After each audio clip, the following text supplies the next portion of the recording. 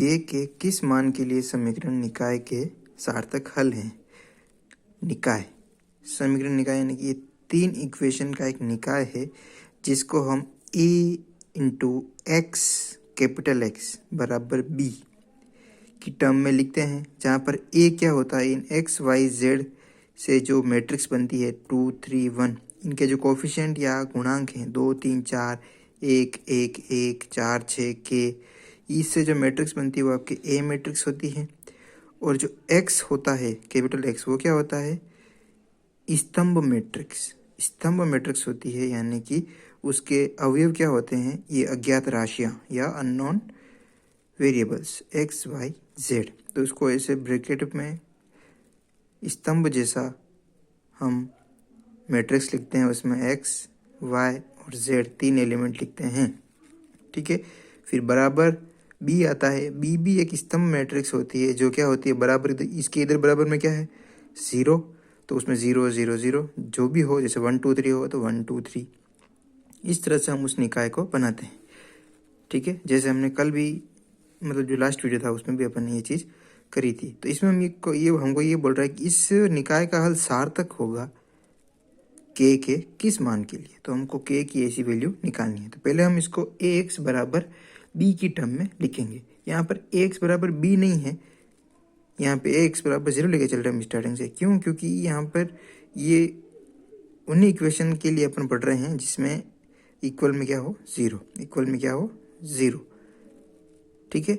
अब देखो ये आपकी, इसको हमने क्या किया, ए एक्स बराबर 0 की टर्म में लिखने के लिए क्या किया, सबसे पहले ये आपकी ए मैट्रिक्स, ये उनके गुणांक जो हैं उनको लिखा। मैंने अभी बोला था आपको 2 3 4 1 1 1 4 6 के। अब मैंने यहाँ पे क्या किया, देखो यहाँ पे क्या हुआ कि मुझे इसको मैट्रिक्स के मेथड से करना है। तो मैं क्या करूँगा, मुझे पता है कि इस मैट्रिक्स में अगर मैं कोई ऑपरेशन या संक्रिया लगाऊँ, जैसे R1 R2 C1 C2 की कुछ भी, तो मुझे जो मैट्रिक्स मिलती है वो उसको बोलते हैं हम इक्विवेलेंस मैट्रिक्स, समतुल्य अवयव, ठीक है। तो मैंने इसमें ऑपरेशन लगा के मैंने क्या किया, मेरा काम यही था, इसमें हमको यही करना है कि मेरे को नॉर्मल फॉर्म फाइंड करनी है या ट्रायंगुलर फॉर्म फाइंड करनी है। नॉर्मल फॉर्म नहीं, ट्रायंगुलर फॉर्म फाइंड करनी या आइक्लन फॉर्म फाइंड करनी, किसकी, जो भी मैट्रिक्स हमको मिलती है उसकी। क्यों? क्योंकि होगा क्या कि मैंने ये मैट्रिक्स ए कहाँ से ली, वो पीछे वाला जो समीकरण था उससे ली। फिर अब मैं इसमें ऑपरेशन लगाऊंगा, ऑपरेशन लगा के मैं पहले इसको 0 बनाऊंगा, इस जगह पे जो वैल्यू है इसको 0 बनाने की कोशिश करूंगा। ये 0 होगी तो फिर इसको बनाऊंगा 0, ये 0 होते फिर इसको 0 बनाऊंगा। इस तरह से मुझे पहले ये ट्रायंगल बना, फिर ये 0 करने की कोशिश करूंगा, फिर ये 0 करने की कोशिश करूंगा। इस तरह से मैं अगर 0 करूंगा तो मुझे पता चलेगा कि मुझे क्या करना है और क्या नहीं। तो अब इसमें देखो मैंने ये इसमें ऑपरेशन लगाया, ऑपरेशन लगा के मैं ये आइक्लन फॉर्म लेके आया, जिसमें कि इस वाले रो में क्या बच रहा है, k - 8 बराबर k - 8 बच रहा है यहाँ पे, यहाँ 0 1 2 यहाँ 1 1 1, ये चीज़ बच रही है। अब दूसरी बात क्या है कि मुझे ये बोला है कि इस निकाय का हल कैसा होगा, सार्थक हल होगा। तो वो सार्थक हल आपको फाइंड आउट करना है। तो ये क्या बोल रहा है कि सार्थक हल हेतु rank of A is not equal to 3। जो इसकी रैंक है वो क्या होनी चाहिए, नॉट इक्वल टू 3 होनी चाहिए। ऐसा क्यों होना चाहिए, सबसे पहले तो ये बात आती है सामने, अगर रैंक ऑफ ए 3 हो गया तो जो फर्स्ट केस था वो ट्रू हो जाएगा, और उससे जो हमको हल मिलेगा वो कैसा होगा, आइडेंटिटी टाइप का हल होगा, नॉर्मल हल होगा, जो हर एक कंडीशन में ट्रू होता है कि x1 x2 या जो भी अननोन राशियाँ हैं सबकी वैल्यू क्या होगी 0। और फिर हमको क्या निकालना है, इसका आंसर सार्थक हल निकालना है। सार्थक मतलब इसका मीनिंगफुल आंसर आना चाहिए, जैसे 1 2 3 4 5 ऐसा कुछ। 0 0 0 जो आंसर आता है वो एक तरह का यूनिक सॉल्यूशन है। कब? जब कोई और ऑप्शन रहता नहीं है कि हाँ चलो डिटर्मिनेंट भी नॉट इक्वल टू 0 है और दोनों वैल्यूज़ m और n की वो भी इक्वल है और डिटर्मिनेंट नॉट इक्वल टू 0 है, तो इसका एक ही यूनिक सॉल्यूशन एग्जिस्ट करेगा, और वो क्या होगा कि जितनी भी अज्ञात राशियाँ या नॉन वेरिएबल्स हैं उनकी वैल्यू क्या होगी, 0। तो ये यूनिक सॉल्यूशन है। सार्थक हल चाहिए हमको, तो उसके लिए हमको उसको यूनिक सॉल्यूशन नहीं बोल, यूनिक मतलब वो फिक्स है कि वही होगा। इसमें सार्थक वैल्यू चाहिए अपने को, तो सार्थक वैल्यू के लिए हमको क्या करना पड़ेगा कि रैंक ऑफ ए जो इसकी डिटर्मिनेंट होगा वो क्या, नॉट इक्वल 0 होना चाहिए, ताकि फर्स्ट केस नहीं हो। तो उस कंडीशन में फिर जब हम देखेंगे तो डिटर्मिनेंट नॉट इक्वल 0 लेना मतलब ये एलिमेंट अगर 0 हो जाए तो ये सब एलिमेंट 0 हो जाएंगे। तो इस मैट्रिक्स का पहला 3x3 मैट्रिक्स का डिटर्मिनेंट क्या हो जाएगा, 0। इसलिए k-8 को क्या होना पड़ेगा, 0। तो k की वैल्यू क्या आ रही है, 8, तभी इसका सार्थक हल हमको मिलेगा। ठीक है, अदरवाइज हमको जो आंसर मिलेगा वो इतना सही सटीक आंसर नहीं होगा। ठीक है, क्लियर। अब देखो हमको क्या करना है। अब ये जो हमने पढ़ा था वो सब होमोजीनियस या समघात निकाय जो था उसके लिए था। अब हम working procedure for the solution of non homogeneous या असमघात फलन के लिए देखेंगे। हम क्या करेंगे, सर्वप्रथम दिए गए समीकरण निकाय को मैट्रिक्स रूप Ax बराबर b के रूप में व्यक्त करेंगे। जैसे अभी मैंने समझाया था वैसे कि वैसे मैं आपको इसमें एग्जांपल्स बताऊंगा कि Ax बराबर b क्या होता है।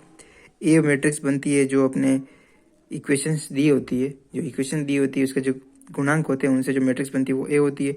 जो अज्ञात राशियाँ होती है उससे बनने वाली स्तंभ मैट्रिक्स को एक्स बोलते हैं। और जो अचर राशियाँ होती है बराबर की इधर वो समघात या होमोजीनियस के अंदर 0 0 होती है, पर इसके अंदर कुछ ना कुछ वैल्यू एग्जिस्ट करती है, जो भी 1 2 3 4 5 6 7 में से कुछ भी। ठीक है, तो वो आपकी बी मैट्रिक्स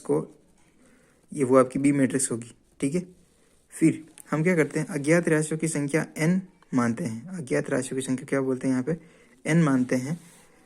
अब संवर्धित मैट्रिक्स या ऑगमेंटेड मैट्रिक्स क्या बोलते हैं, ऑगमेंटेड मैट्रिक्स, जिसको क्या लिखते हैं ऐसे ब्रैकेट में बंद करके AB, इसको बोलते हैं ऑगमेंटेड मैट्रिक्स। यानी कि ये ए मैट्रिक्स और बी मैट्रिक्स को साथ में लिखना क्या कहलाता है, ऑगमेंटेड मैट्रिक्स। ठीक है, तो अब ऑगमेंटेड मैट्रिक्स लिखकर निकाय उसमें प्रारंभिक पंक्ति स्थानांतरणों का प्रयोग करते हुए ट्रायंगुलर फॉर्म में संकुचित कीजिए। ये मैं वर्किंग प्रोसेस बता रहा हूँ। ठीक है, पहले तो क्या करेंगे, Ax बराबर b के फॉर्म में लिखेंगे, फिर इसमें से हम ये जो ए बी ऑगमेंटेड मैट्रिक्स है वो फाइंड करेंगे। वो फाइंड करने के बाद उसमें हम ऑपरेशन लगाएंगे। ठीक है, प्रारंभिक पंक्ति रूपांतरण यानी कि जो रो ऑपरेशन है वही लगाने हैं। रो ऑपरेशन लगा के हम उसको क्या करेंगे, ट्राइंगुलर या आइक्लन फॉर्म में कन्वर्ट करेंगे। वही अभी जैसे मैंने यहाँ बताया 0 0 बनाने की, 0 0 ट्राइंगल के फॉर्म में 0 बनाने की कोशिश करेंगे। उसको करने के बाद हम चेक करेंगे कि ए और ए बी दोनों की रैंक क्या आ रही है, दोनों की रैंक ज्ञात करनी है। तो ए और ए बी की रैंक अगर बराबर नहीं है तो निकाय असंगत है।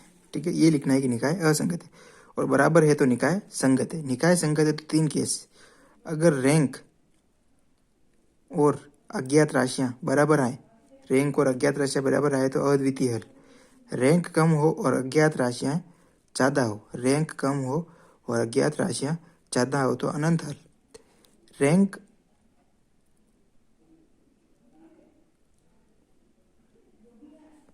अच्छा, जो m है, m आपका क्या है, समीकरणों की संख्या, समीकरणों की संख्या, यानी कि रैंक समीकरणों की संख्या या उससे भी कम या उसके बराबर हो।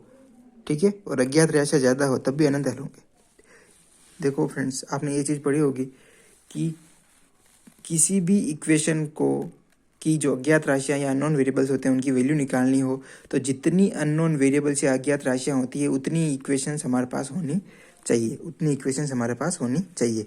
तो रैंक से भी आप क्या समझते हो, मैंने जैसे बोला कि इस मैट्रिक्स की रैंक क्या है, 0। इस मैट्रिक्स की रैंक 0 है तो आपके पास 2 इक्वेशन और 3 वेरिएबल है, 2 इक्वेशन और 3 वेरिएबल है तो उसकी वैल्यू कितनी हो जाएगी, अनंत, अनंत वैल्यू निकालनी पड़ेगी। ये अभी अपन इक्वेशन देख रहे हैं नीचे वाला, इससे आपको ज़्यादा क्लियर होगा कि ये तीनों चीज़ क्या है। ठीक है, देखो ये कोई मैट्रिक्स है तो इसमें ए क्या होगा आपका, ये जो ए है वो क्या होगा, 1 1 1, इसके गुण में क्या है 1, इसके गुण में क्या है 1, इसके गुण में क्या है 1 1 1 1, यहाँ 1 -1 1 2 1 -1, तो ये तो आपका ए हो गया। और जो एक्स वाई जेड है इसको ऐसे खड़ा लिख दो, एक्स वाई जेड, और ऐसे ब्रैकेट में बंद कर दो। ये स्तंभ, एक ही स्तंभ, इसलिए स्तंभ मैट्रिक्स बोलेंगे। फिर बराबर की जगह बराबर, और फिर बी बी बी आने के बराबर किधर क्या है 6 2 1, तो इसको भी ऐसे ब्रैकेट में बंद कर दो, बराबर लिख के 6 2 1। तो ये तो आपकी मैट्रिक्स होगी, एक्स आपका वेरिएबल वाला मैट्रिक्स हो गया, और बी आपका क्या हो गया, ये अचर राशि वाला मैट्रिक्स हो गया। जैसे मैंने ये इसमें लिखा है, कहाँ लिखा है, ये देखो, ये आपका ए हो गया, ये आपका एक्स हो गया, ये आपका बी हो गया। क्लियर। इसमें क्या क्या देखो, अलग अलग मेथड है। इन्वर्स मेथड क्या बोलता है, इसने इसको इन्वर्स मेथड से किया है, और इसके जो नेक्स्ट एग्जाम्पल होगा हम ऑगमेंटेड मैट्रिक्स के फॉर्म से करने की कोशिश करेंगे। तो इस मेथड में क्या है देखो, कि मुझे क्या निकालना है, मुझे तो एक्स वाई जेड की वैल्यू निकालनी है, अननोन राशियाँ निकालनी है। तो देखो, इधर और इधर दोनों तरफ ए इन्वर्स से गुणा करना है। किससे गुणा करना है, ए इन्वर्स। यहाँ पे भी ए इन्वर्स और यहाँ पे भी ए इन्वर्स। अब ए इन्वर्स इंटू ए, किसी को भी उसके इन्वर्स या उसके उल्टे से, एक को 1/2 से गुणा करते तो क्या आता है, सॉरी 2 का उल्टा क्या होता है 1/2, 3 का उल्टा क्या होता है 1/3, 4 का उल्टा क्या होता है 1/4, 5 का उल्टा क्या होता है 1/5, और इन दोनों को गुणा कर दो, 5 इंटू 1/5 1, 4 इंटू 1/4 1, कट के क्या आता है 1। तो वैसे ही किसी को भी उसके उल्टे या इन्वर्स से गुणा करते हैं तो क्या आता है, आइडेंटिटी। तो यहाँ पे भी ए इन्वर्स जब ए से गुणा होगा क्या आएगा, आइडेंटिटी। तो यहाँ आइडेंटिटी मैट्रिक्स आ जाएगा, और आइडेंटिटी मैट्रिक्स को किससे भी गुणा करो वापिस क्या आता है, वही मैट्रिक्स आती है। 1 को किससे भी गुणा करो वापिस जिससे गुणा किया वही आता है, समझ रहे हो। 2 को 1 से गुणा करो 2, 3 को 1 से गुणा करो 3। तो एक क्या कहलाता है, गुणे के लिए आइडेंटिटी। वैसे मैट्रिक्स में आइडेंटिटी क्या होती है, 1 0 0, वो जो मैट्रिक्स होती है वो, ठीक है, आई। तो ए को उसके इन्वर्स से गुणा करेंगे क्या आएगा, आई। तो आई इंटू एक्स क्या होगा, एक्स। इधर भी ए इन्वर्स से गुणा किया था तो ए इन्वर्स बी। तो मुझे ए इन्वर्स निकालना है, इधर एक्स बचा बस, यानी कि एक्स की वैल्यू निकल जाएगी अगर ए इन्वर्स को बी से गुणा कर दिया जाए। ए इन्वर्स को बी से गुणा कर दिया था तो मेरे को क्या मिल जाएगा, एक्स वाई जेड की वैल्यू मिल जाएगी। तो मुझे ए इन्वर्स फाइंड करना है, बी तो मेरे पास है। ए इन्वर्स फाइंड करने के लिए मैंने जितने आपको सारे मेथड पता है, आप किसी भी मेथड से कर सकते हो। ये एडजॉइंट वाला मेथड है जो अधिकतर लोग इसी को फॉलो करते हैं। तब क्या करना है, पहले तो इस मैट्रिक्स का डिटर्मिनेंट निकाला हो, क्या आया, नॉट इक्वल टू 0, मतलब इसका इन्वर्स निकल सकता है। एडजॉइंट ऑफ ए आपको निकालना आते ही मैंने समझा दिया था आपको। तो एडजॉइंट ऑफ ए निकाल दिया, और ए इन्वर्स निकालने के लिए फॉर्मूला क्या होता है, adjoint of A upon mode है। तो एडजॉइंट ऑफ ए और मोड ये रहा 6, तो 1/6, ठीक है। ये आपका ए इन्वर्स आ गया। तो ए इन्वर्स इंटू बी अभी जो समझाया उससे, तो एक्स बराबर ए इन्वर्स बी आएगा। तो ए इन्वर्स क्या है आपका ये, और बी क्या है 6 to 1, ये 6 to 1। इनको मल्टीप्लाई किया क्या है आपके 1 2 3, यानी एक्स की वैल्यू 1, वाई की वैल्यू 2 और जेड की वैल्यू 3। ये आपके आंसर मिल गया।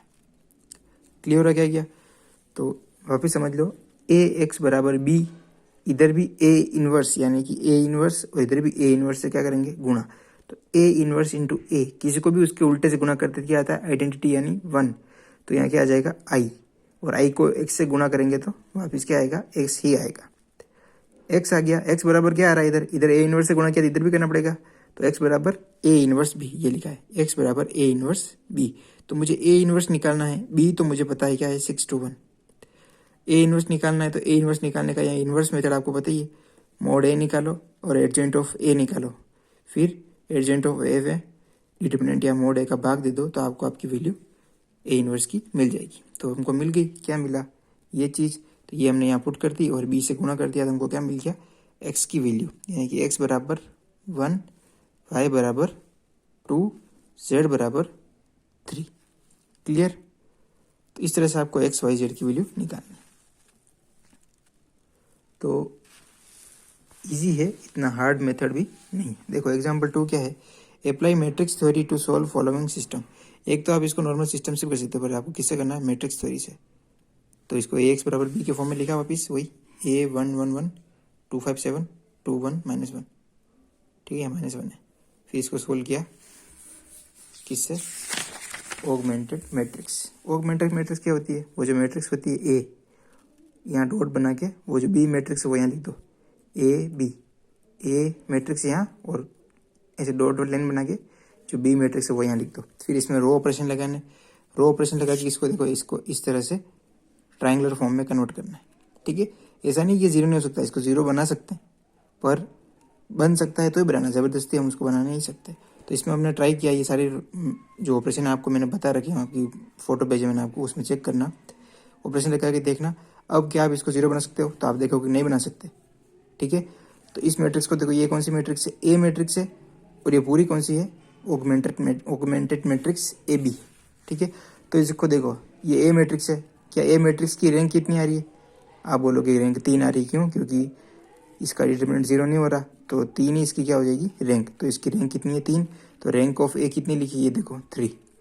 फिर इस पूरी मैट्रिक्स को देखो, ये पूरी, तो इसमें भी देखो, इसकी पूरे की रैंक कितनी है? 3 है भाई। इसकी भी रैंक कितनी है? 3, क्योंकि इसकी भी एक भी पंक्ति 0 नहीं हुई, तो इसकी भी रैंक कितनी है? 3। तो रैंक ऑफ ए और रैंक ऑफ ए बी दोनों कितनी आ गई? 3। दोनों की वैल्यू 3 आ गई, तो आर बराबर और एन बराबर, यानी कि इस मैट्रिक्स की रैंक कितनी आ रही है? 3। और अज्ञात राशियाँ कितनी है भाई? यानी कि एक्स वाई जेड की वैल्यू कितनी है? अज्ञात राशियाँ क्या है? एक्स वाई जेड कितनी है? 1 2 3, 3 राशियाँ ना, 1 2 3। अज्ञात राशियाँ भी 3 है, रैंक भी 3 है, तो हल कितने होंगे? अद्वितीय हल होंगे। अब सोचो, जिसे अगर ये मैट्रिक्स की ये वैल्यू 0 हो जाती, समझ गए? अगर ये मैट्रिक्स की वैल्यू 0 हो जाती, तो आपके पास कितनी इक्वेशन बचती? 1 और 2, 2 इक्वेशन और 3 अननोन वेरिएबल्स। 2 इक्वेशन और 3 अननोन वेरिएबल्स, आप कितना भी सोल्व कर लो, आप एक्स वाई जेड की वैल्यू नहीं निकाल पाओगे। तब उसको हम उस केस में क्या बोल देंगे? अनंत हल है। तो बाकी के जो 2 केस थे, उसमें जो आपको समझा रहा था अभी थोड़े पहले, तो वो 2 केस इस तरह से बनेंगे कि कभी भी ऐसा हो ही नहीं सकता कि जितनी अज्ञात राशियाँ हो, अगर उतनी इक्वेशंस नहीं हो, तो आप कभी भी अननोन राशियाँ नहीं निकाल सकते, अननोन वेरिएबल्स नहीं निकाल सकते। ठीक है, इसलिए जब भी आर की वैल्यू लेस देन एन होगी, अनंत हल होगे, और ये क्लियर है। ठीक है, आज के लिए इतना काफ़ी।